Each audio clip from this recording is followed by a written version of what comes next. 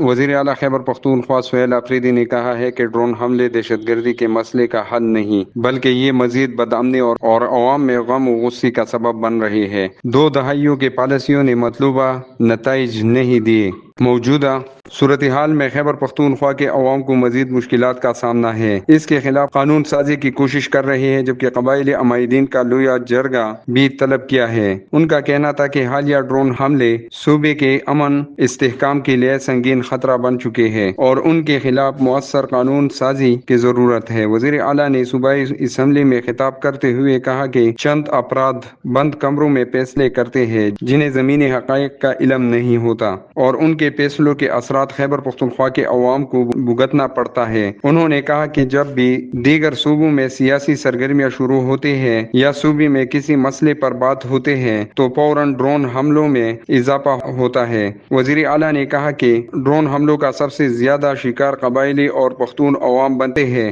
جبکہ ملک کے دیگر اہم علاقوں اور اعلیٰ عہدوں پر فائز افراد ان حملوں سے محفوظ رہتے ہیں۔ ان حملوں میں معصوم شہریوں کی جانیں ضائع ہو رہی ہیں، جن میں بچے بھی شامل ہیں، جس کے نتیجے میں انتقامی جذبات اور مزید بدامنی پیدا ہو رہی ہے۔